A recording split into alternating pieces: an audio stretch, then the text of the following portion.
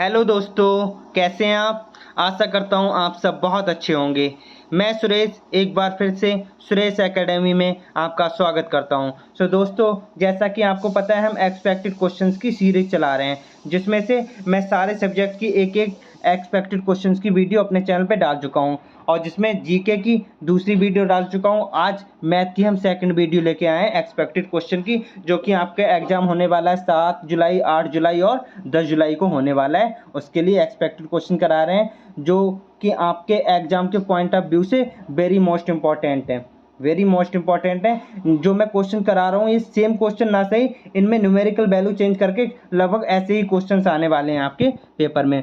जो शुरू करते हैं आज का पहला question, question number 1। Question number 1 क्या कह रहा है देख लेते हैं। क्वेश्चन नंबर 1 क्या कह रहा है अभी। रीना ने 20% की छूट पर एक मोबाइल खरीदा। यदि प्राप्त छूट 25% होती तो उसने 2000 अधिक की बचत की होती। उसने मोबाइल फ़ोन के लिए कितना भुगतान किया। उसने मोबाइल फ़ोन के लिए कितना भुगतान किया ये हमसे पूछा है। तो दोस्तों, अगर मैं मान लूँ कि कोई चीज़ 100 रुपये की थी, कितने की 100% की थी, और उसे 20% का डिस्काउंट मिल गया। कितने का 20% का उसे डिस्काउंट मिल गया, तो उससे कितने की पड़ गई होगी 80% की पड़ गई होगी। 80 रुपये की लगभग पड़ गई होगी।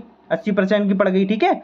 80% की पड़ गई अगर उसे 20% डिस्काउंट मिल गया तो। लेकिन ये कह रहे हैं यदि प्राप्त छूट 25% होती तो उसे 2000 रुपये का फायदा हो जाता। क्या हो जाता, अगर ये 75% में मिलती, 25% अगर कम कर दिया जाता तो 75 की हो जाती। तो 75 की मिलती तो हमारे इससे रीना को 2000 रुपये का फायदा हो जाता। तो हम देख रहे हैं इसमें 5% का डिफरेंस है। कितना 5% का डिफरेंस है, तो 5% की डिफरेंस की वजह से उसे कितना फायदा हो रहा, 2000 का फायदा हो रहा।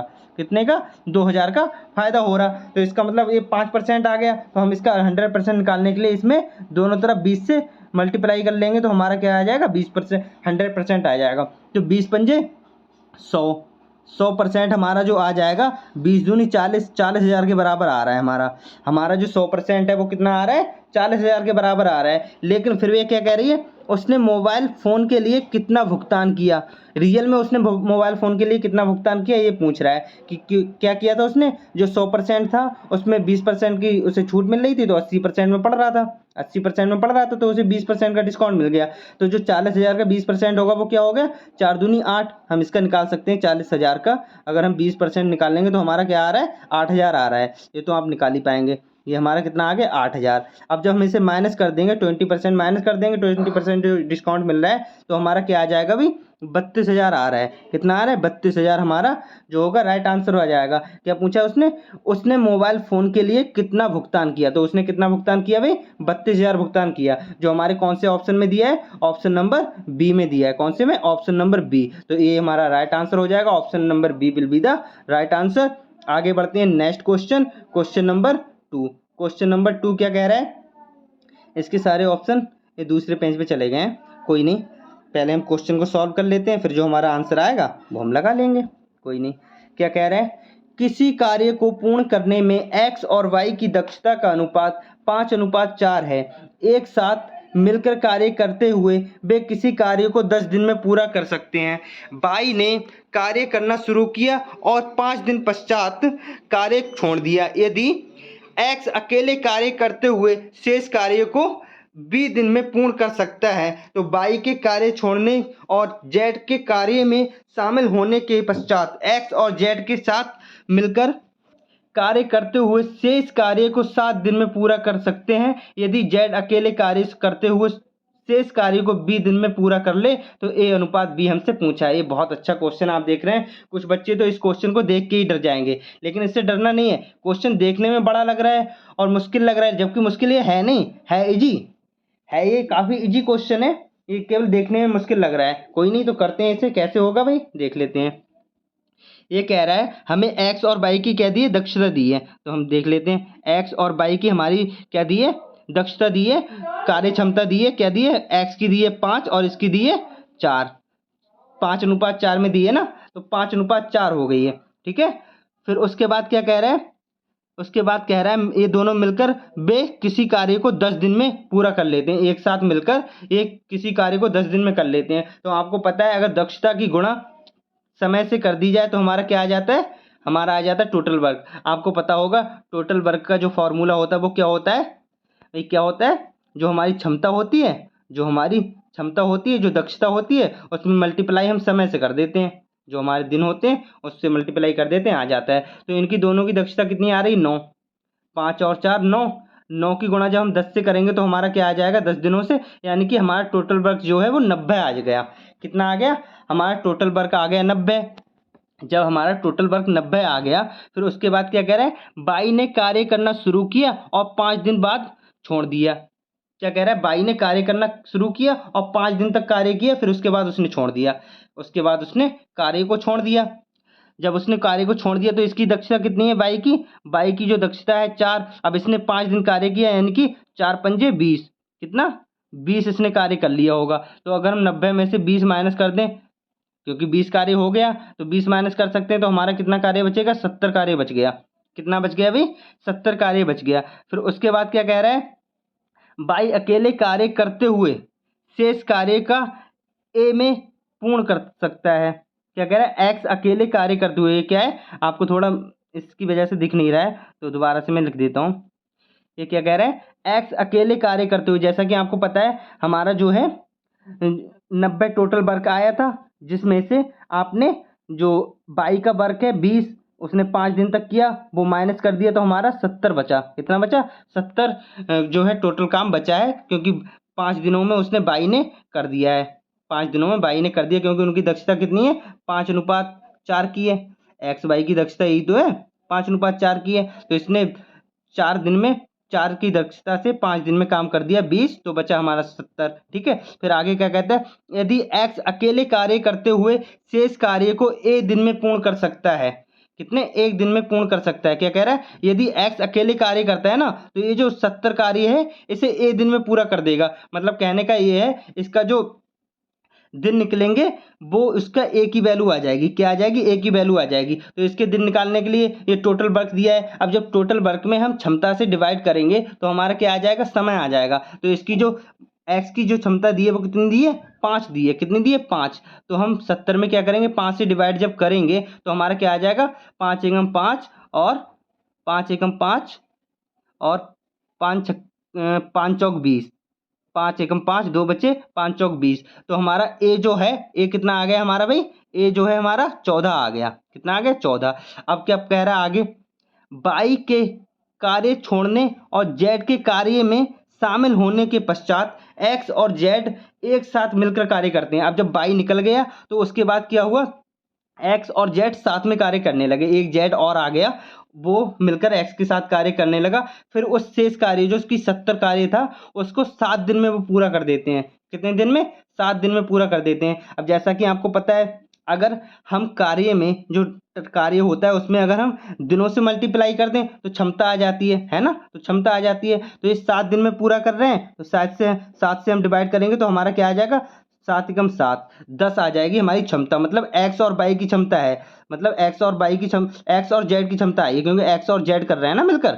तो एक्स और जेड की क्षमता कितनी आ गई, 10। अब आपको पता है एक्स की जो क्षमता है वो 5 दी है पहले से। क्या है, एक्स की जो क्षमता है वो 5 पहले से दी है। तो हम इसमें से 5 माइनस कर देंगे तो हमारी क्या आ जाएगी, जेड की वैल्यू आ जाएगी। तो जेड बराबर हमारी, जब हम 10 में से 5 माइनस करेंगे तो हमारी जेड की कितनी आ गई क्षमता, जेड की भी 5 क्षमता आ गई, है ना, जेड की भी क्षमता 5 आ गई। अब क्या कह रहा है, जेड अकेले कार्य करते हुए शेष कार्य बी दिन में समाप्त कर देता है। कोई बात नहीं, जो शेष कार्य है 70, उसी को ये 5 की क्षमता से बी दिन में समाप्त करता है। तो फिर से 5 एकम 5 और 5 दूनी 14, और ये जो वैल्यू आई है ये बी की वैल्यू आ गई। तो हम देख रहे हैं ए की वैल्यू और बी की वैल्यू 14 14 बराबर आ गई है ना, दोनों बराबर आ गई। और हमसे पूछा क्या है, ए अनुपात बी पूछा है। क्या पूछा है, ए अनुपात बी हमसे पूछा गया है। तो ए अनुपात बी निकालने के लिए हम क्या करेंगे, 14 अनुपात 14, है ना, यही तो करेंगे। अब हम 14 से 14 को काट देंगे तो हमारा 1 अनुपात 1 आ गया। क्या आ गया भाई, 1 अनुपात 1 हमारा आंसर आ गया। क्या आ गया, 1 अनुपात 1 हमारा राइट आंसर आ गया। तो जिस ऑप्शन में होगा 1 अनुपात 1 भाई हमारा राइट आंसर हो जाएगा। देख लेते हैं कौन से ऑप्शन में दिया है, ए में तो है नहीं, बी में भी नहीं है, सी वाला ऑप्शन है भाई हमारा। कौन सा है, सी वाला जो है वो हमारा राइट आंसर हो जाएगा। सी will be the right answer. आगे बढ़ते हैं नेक्स्ट क्वेश्चन। आशा करता हूँ आपको क्वेश्चन जो मैं सॉल्व कर रहा हूँ इसका सोल्यूशन बहुत अच्छे से समझ में आता होगा, और आपको लगता होगा अगर सर इस टाइप का क्वेश्चन आपके पेपर में आ गया तो आप बहुत आसानी से कर देंगे, है ना। इस टाइप के क्वेश्चन को आप आसानी से कर देंगे। अगर आपको ऐसा सच में लग रहा है तो आप वीडियो को लाइक करें, अगर लग रहा है ऐसा तो वीडियो को लाइक करें और अपने दोस्तों को भी शेयर करें। और अगर आप नए हैं चैनल पे तो चैनल को सब्सक्राइब भी करें इस टाइप की और भी वीडियो पाने के लिए। ठीक है, तो क्वेश्चन नंबर 3 देखते हैं क्या कह रहा है। एक निर्वाचन क्षेत्र में कुल मतदाताओं में से 55% क्या है, पुरुष हैं और शेष महिलाएं हैं। क्या है, शेष जो है वो महिलाएं हैं। ठीक है, और फिर उसके बाद क्या है, माना कि 40% पुरुष निरक्षर हैं और 40% महिलाएं साक्षर हैं। यदि निरक्षर महिलाओं की तुलना में साक्षर पुरुषों की संख्या A% है और निरक्षर पुरुषों की तुलना में साक्षर महिलाओं की संख्या B% है, तो हमसे पूछा है A/B क्या होगा। ये भी बहुत अच्छी लेवल का क्वेश्चन है, ये भी आप देख के डर जाएंगे, लेकिन इसमें डरना नहीं है। क्वेश्चन आप ये समझ लीजिए, जो क्वेश्चन लंबा होगा उससे डरना नहीं है, जो लंबा होगा वही सरल होता है, वही इजी होता है। अगर आप अच्छे से पढ़ लें तो वही आपको सरल लगेगा, अगर आप करेंगे तो बहुत इजी होता है वो। तो ये भी कोई कठिन नहीं है, बहुत इजी है, कराते हैं इसके लिए। ये क्या कह रहा है, एक निर्वाचन क्षेत्र में क्या है भाई, एक निर्वाचन क्षेत्र में कुल मतदाताओं में से 55% पुरुष हैं। मान लीजिएगा टोटल मतदाता जो होंगे वो 100 होंगे, है ना, 100% होंगे। तो 100% में से ये क्या कह रहा है भाई, मेल हैं। मेल कितने हैं भाई, 55% है, और फीमेल इसके अलावा जो बचेंगे वो फीमेल ही हो जाएंगी। तो मेल जो 55% है, ये तो 55% हो गए, चलो 55% हो गए, तो फीमेल कितनी बची, 45% फीमेल हो जाएंगी, है ना। जब ये 55 हो गए तो 45% फीमेल हो जाएंगी। फिर उसके बाद क्या, ये मान लीजिए एक वैल्यू मान लीजिए 100 है, टोटल मतदाता जो थे वो 100 थे, और जो मेल है वो 55 है, उसके बाद फीमेल 45 रह जाएंगी। उसके बाद क्या कह रहा है, माना कि 40% पुरुष निरक्षर हैं। क्या कह रहा है, 40% पुरुष निरक्षर हैं। इसमें हमने देख लिया निरक्षर, इधर लिख लिया निरक्षर और इधर लिख लिया साक्षर। जो निरक्षर होंगे, निरक्षर के अलावा जितने भी बचेंगे वो हमारे साक्षर ही तो आ जाएंगे। तो निरक्षर हम कितने हैं, 40%, तो 4 पंजे 20, 4 पंजे 20 यानी कि 22 जो है हमारे कितने क्या आ गए, 22 हमारे आ गए निरक्षर, 22 हमारे क्या आ गए, कोई नहीं फिर से लिख लेते हैं। हमारे टोटल 100 थे, कितने थे, 100 थे। 100 में से 55 हमारे मेल हो गए और 45 हमारी फीमेल हो गई। ठीक है, अब जिसमें से साक्षर हैं, साक्षर कितने हैं, 40%। अगर हम पुरुष 40% निरक्षर हैं तो निरक्षर वाले हम इधर लिख लिया और साक्षर वाले हमने इधर लिख लिए। ठीक है, तो इसके 40% साक्षर हैं, तो 55 का 40% जो निकालेंगे, 4 पंजे 20, 4 पंजे 20 यानी कि 22 जो है हमारे निरक्षर हो जाएंगे। तो जब 22 निरक्षर हो गए तो जितने इसके अलावा जो बचे हैं वो हमारे क्या हो जाएंगे, साक्षर हो जाएंगे। क्या हो जाएंगे, साक्षर। तो इसके बाकी हमारे कितने बचे, 33, तो 33 हमारे साक्षर हो गए। ऐसे ही फिर क्या कह रहे हैं, यदि और 40% महिलाएं साक्षर हैं, तो ये जो 45 है, 45 में से 40% क्या है, महिलाएं साक्षर हैं। तो साक्षर वाली इधर लिख लिए और निरक्षर वाली इधर लिख लिए। ठीक है, तो साक्षर इसमें 40% है, तो 45 के 40% जब हम निकालेंगे तो 4 पंजे 20 और 4 चौक 16 यानी कि 18 आ गया। कितना आ गया, 18 हमारे साक्षर महिलाएं आ गई। तो इसके अलावा जो होंगी वो क्या होंगी, निरक्षर महिलाएं होंगी। निरक्षर महिलाएं कितनी बची, 27 बची।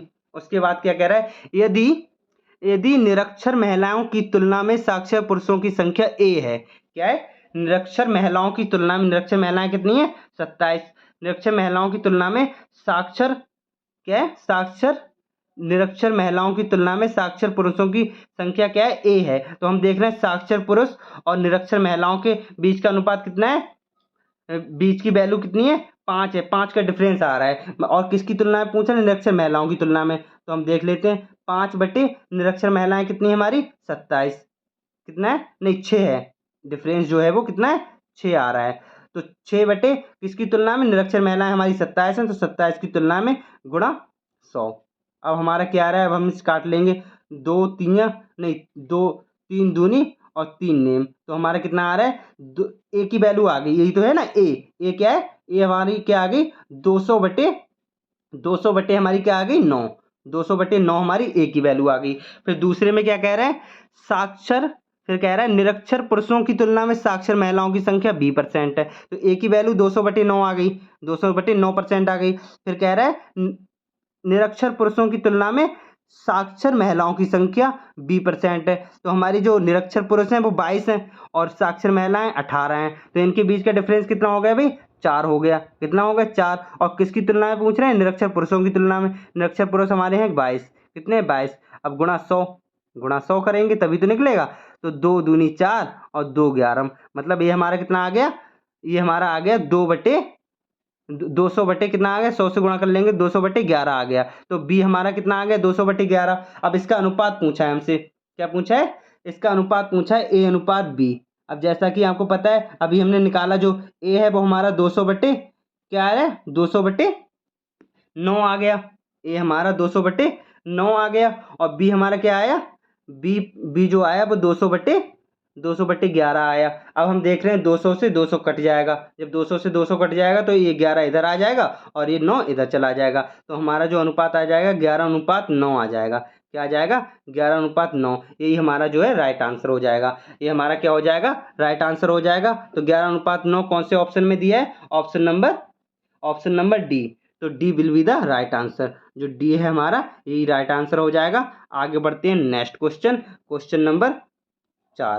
क्वेश्चन नंबर 4 तो बहुत ईजी है, तो कोई भी कर सकता है, लेकिन फिर भी मैं कराऊंगा। ये कह रहा है समीकरण ये है और ये है कि आलेख बिंदु इस पर प्रतिच्छेद करते हैं, मतलब कोई एक ये है, सब ये है और ये है, यहाँ पे प्रतिच्छेद कर रहे हैं। तो ये जो बिंदु आ रहे हैं ये क्या आ रहे हैं, ए कामा बी आ रहे हैं। ये जो बिंदु आ रहे हैं, जो एक्स वाई की वैल्यू होगी वही ए कामा बी होगी, जो एक्स वाई की वैल्यू होगी वही ए कामा बी होगी, और उसके बाद ए प्लस बी का मान पूछा है। तो कोई बात नहीं, इसे हम कर लेते हैं बहुत ईजिली।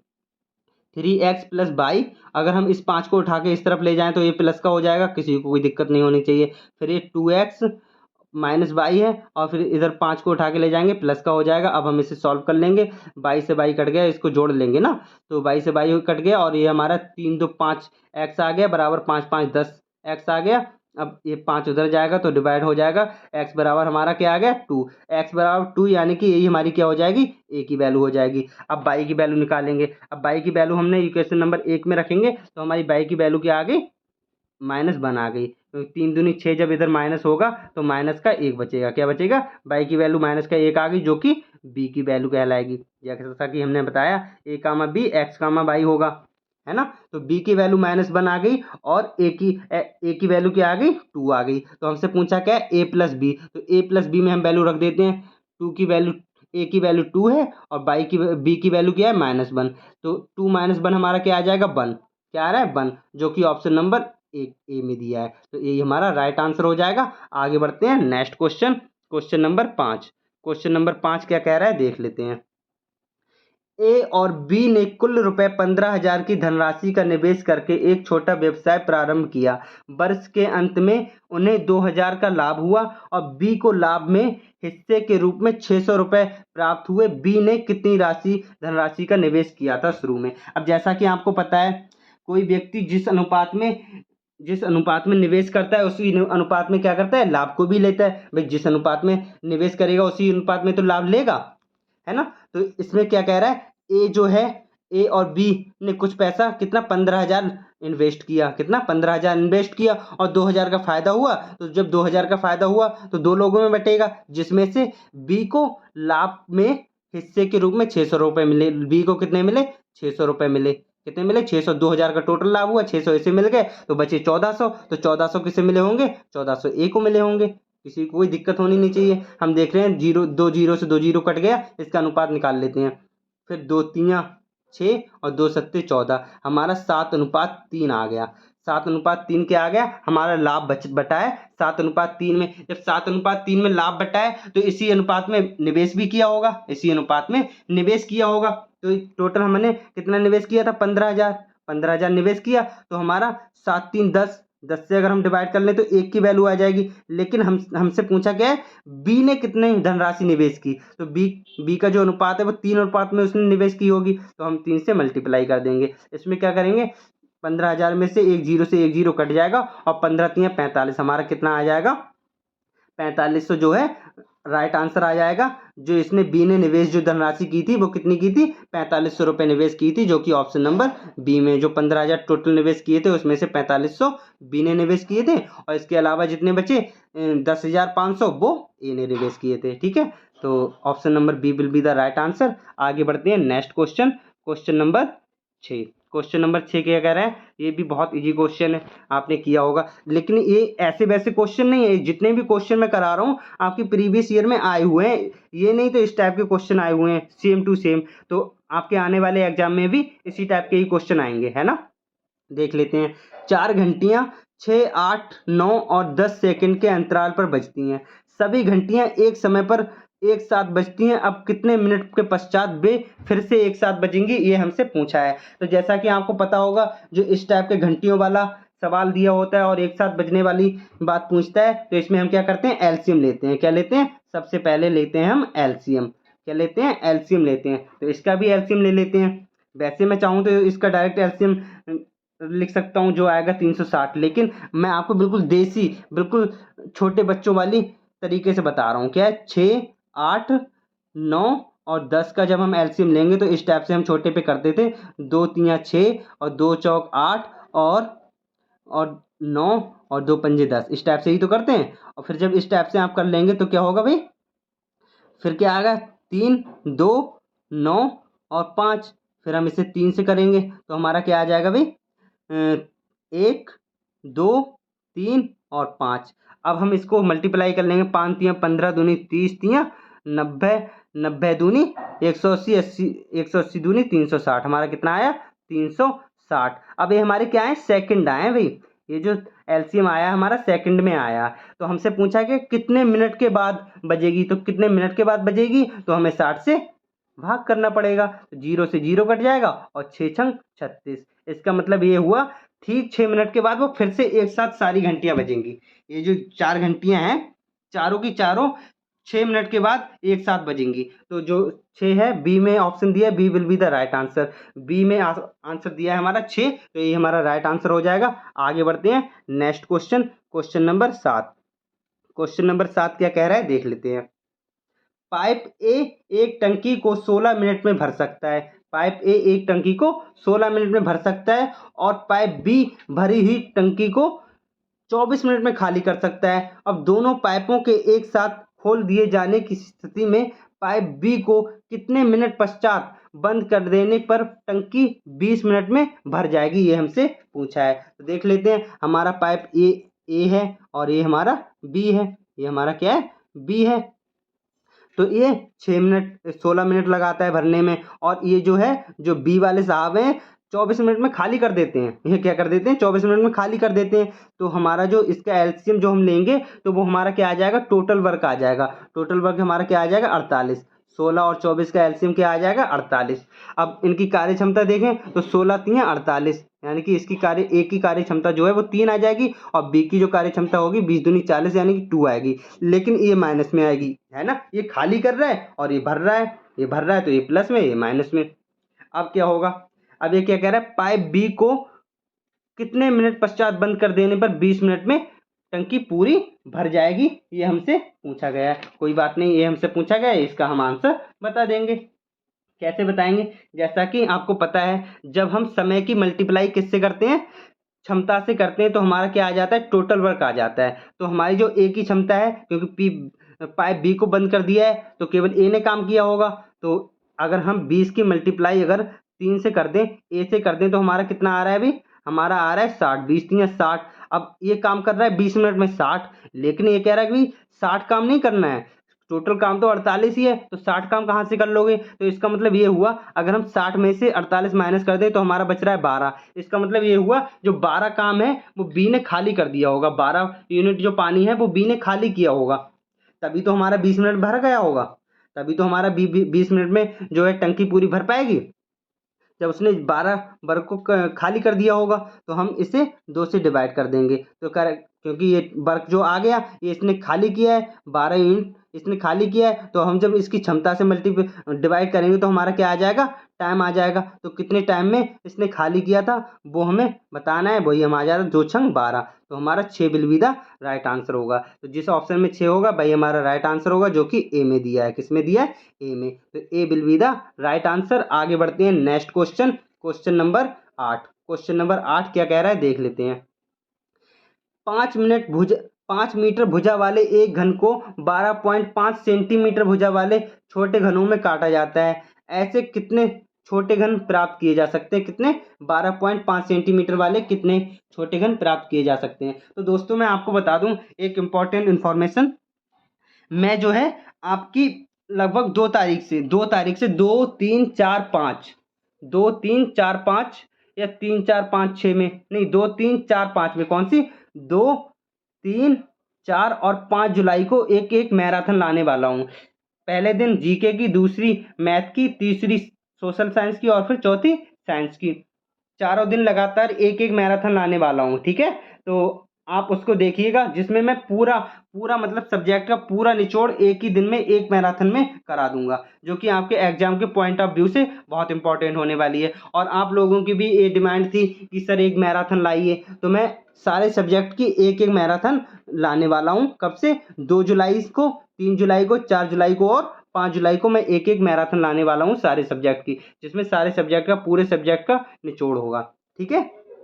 तो देखते हैं इस सवाल को, देखते हैं क्या कह रहा है ये सवाल।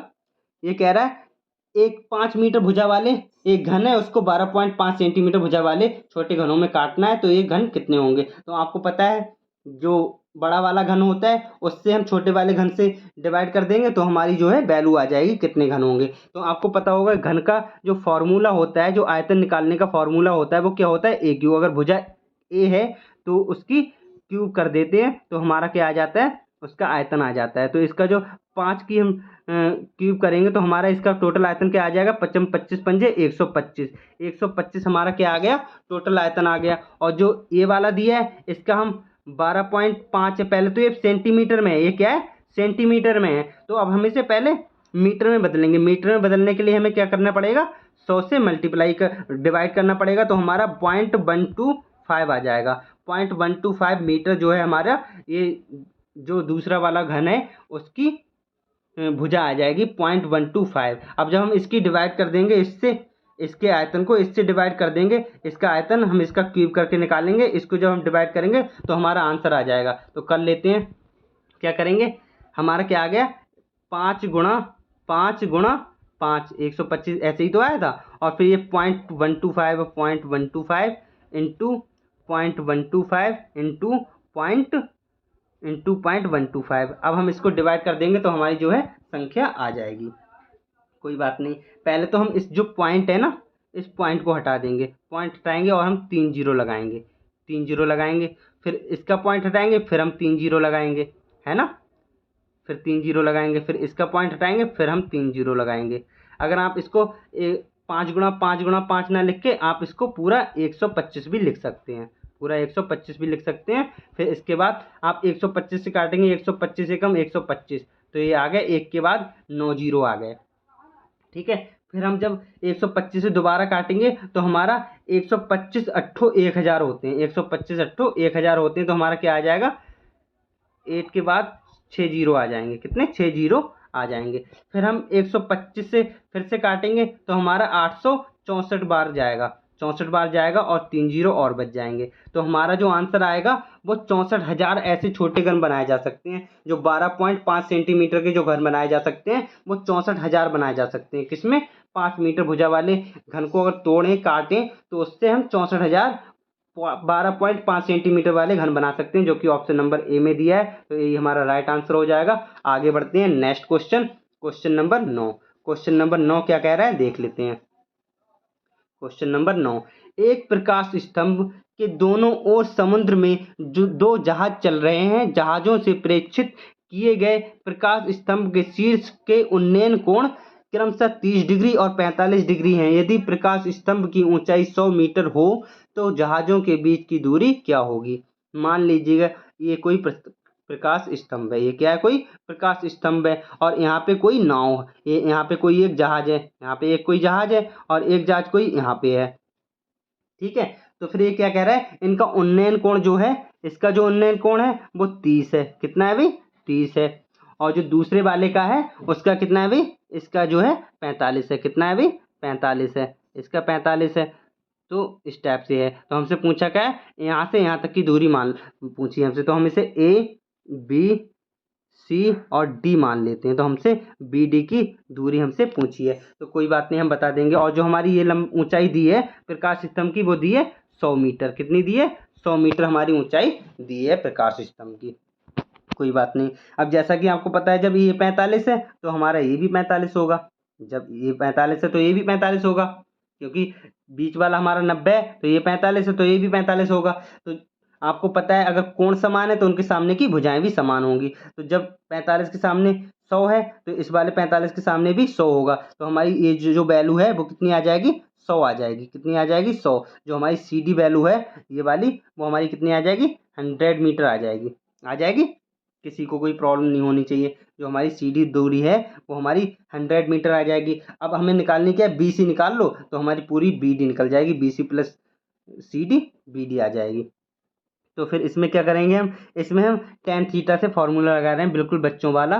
टेन थीटा बराबर हमारी क्या हो जाएगी, ऊंचाई कितनी दी है, 100, और 100 हमारी ऊंचाई दी है, और नीचे हमें बी सी निकालना है, क्योंकि हमने सी डी निकाल ली है, बी सी निकालना है बस। और हम आपको पता है जो टेन 30 की वैल्यू होती है वो कितनी होती है भाई, 1/√3। कितनी होती है, 1/√3। अब जब हम इसकी क्रॉस मल्टीप्लाई करेंगे तो हमारी बी सी की जो वैल्यू आ जाएगी वो कितनी आ जाएगी, कितनी आ जाएगी भाई, 100 गुणा 100√3। कितनी आ गई, 100√3। अब आपको पता है सी डी की जो आई है वैल्यू, जो सी डी की वैल्यू आई है वो आई है 100 मीटर, और हमें निकालनी है पूरी बी डी। तो बी डी निकालने के लिए अब आप देख लीजिएगा, हम नेक्स्ट पेज पे चलते हैं। बी सी 100√3 है और सी डी 100 है। तो हम जब इनको प्लस कर देंगे तो हमारी जो सी डी बी डी जो है, बी डी पूरी निकालनी है ना। जो प्रकाश स्तंभ था इस टाइप से यहाँ से यहाँ तक की दूरी निकालनी थी, हमने ये बी माना, ये सी माना और डी माना। तो ये वाली हमारी 100 आ गई थी और ये हमारी 100√3 आई थी। ठीक है, तो हम जोड़ लेते हैं, 100 प्लस 100√3, 100√3। अब जैसा कि आपको पता है जो √3 की वैल्यू होती है वो कितनी होती है, √3 की जो वैल्यू होती है वो 1.732 होती है, 1.732 होती है। ठीक है, निकाल लेते हैं।